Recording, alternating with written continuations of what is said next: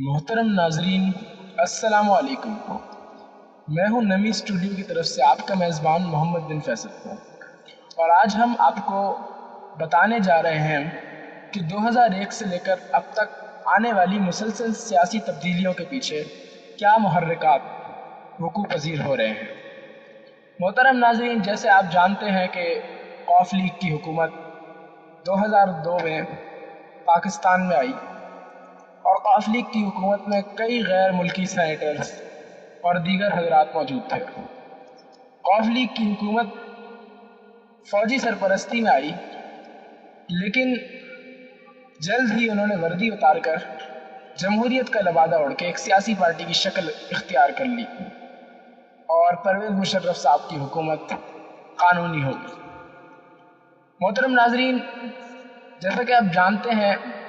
کہ قوف لیگ کی حکومت میں مسلسل پاکستان معاشی ترقی کی طرف گامزن ہوا، لیکن اس کے ساتھ ساتھ ہی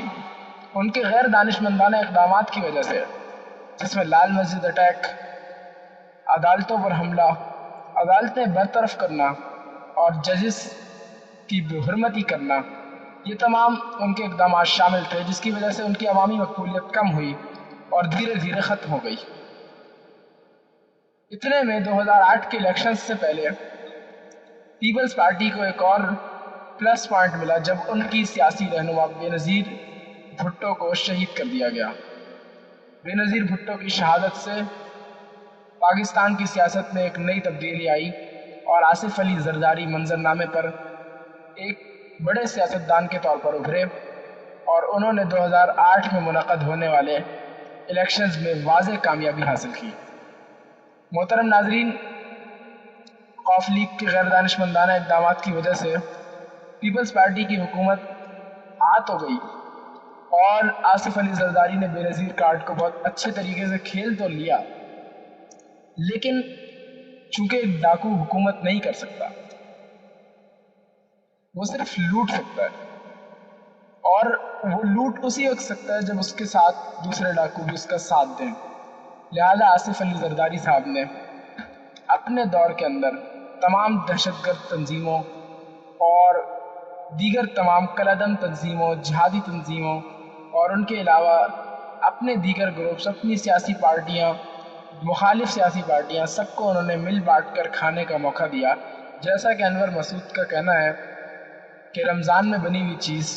لوگ بہت شوق سے کھاتے ہیں، اور مسئلہ یہ ہے کہ پاکستان بھی رمضان میں بنا تھا۔ محترم ناظرین، آپ کے سامنے آصف علی زرداری کا دور رہا، مہنگائی اپنی آخری حدود کو چھو گئی، اور مسلسل ہم زوال کی جانب گامزن ہوتے رہے۔ آخر کار خدا کو ہم پر رحم آیا، یا ہماری پاکستانی قوم میں شعور آیا، جو بھی ہوا، آخر کار نواز شریف 2013 میں ایک بڑی سیاسی قوت کے طور پر ابھر کر سامنے آئے، اور انہوں نے 2013 کے الیکشن میں کامیابی حاصل کی، اگرچہ دھاندلی سے حاصل کی، اور یہ ایک واقعی کے اندر دھاندلی ایک واقعی امر تھی، جس پر مختلف سیاسی پارٹیوں نے اس کی نشاندہی بھی کی۔ آپ کے عمران خان صاحب نے نشاندہی کی، مولانا طاہر القادری صاحب نے نشاندہی کی، 126 دن کا دھرنا ہوا، اور مسلسل ترقی یافتہ، ترقی پذیر معیشت جو تھی وہ مسلسل دوبارہ زوال کی جانب گامزن ہو گئی، اور اچانک ملکی معاشی ترقی کا گراف ٹوٹ گیا، اور اس کا سہرا ہمارے محترم وزیر اعظم عمران خان صاحب کے سر جاتا ہے کہ انہوں نے پاکستان کی سیاسی تنزلی میں اہم کردار ادا کیا، اور معاشی تنزلی میں بھی۔ ان کی وجہ سے سی پیک اور دیگر کئی سرمایہ داران پاکستان میں آتے آتے رک گئے۔ محترم ناظرین، نواز شریف کی حکومت سے کچھ مقتدر اداروں کو یہ خطرات محسوس ہوئے کہ یہ عوامی مقبولیت حاصل کر کے ہماری عوامی مقبولیت کو کھو سکتے ہیں، کیونکہ نواز شریف بہرحال جیسے بھی تھے، انہوں نے جیسے بھی دین دشمن یا ملک دشمن اقدامات اگر کیے بھی ہوں، لیکن بہرحال وہ ایک لیڈر تھے، اور لیڈر ہونے کا ذہن رکھتے تھے۔ وہ جب ایک فیصلہ کرتے تھے تو ان کو اس فیصلے کو نبھانا آتا تھا، ان کی سیاسی پالیسی یو ٹرن لینے کی نہیں تھی۔ لہذا محترم ناظرین، پاناما لیک کیا گیا، اور اس کے بعد 3-4 مختلف قسم کے اتفاق فاؤنڈریز اور اس کے علاوہ لندن فلیٹس وغیرہ کے کیسز بنا کر، ایسے کیسز جن پر آج تک کسی ڈیفینس کے اسٹیٹ کو بھی سزا نہیں ہوئی، اس پر وزیر اعظم پاکستان کو نااہل قرار دے دیا گیا۔ محترم ناظرین، اس سے آپ جان سکتے ہیں کہ یہ سیاسی تعصب اس وقت عروج پر تھا۔ آخر کار شاہد خاقان عباسی کی غیر مقبول حکومت 1 سال تک رہی، اور اس کے بعد 2018 میں الیکشن ہوئے، اور 2018 کے الیکشنز میں مقتدر اداروں نے، چونکہ وہ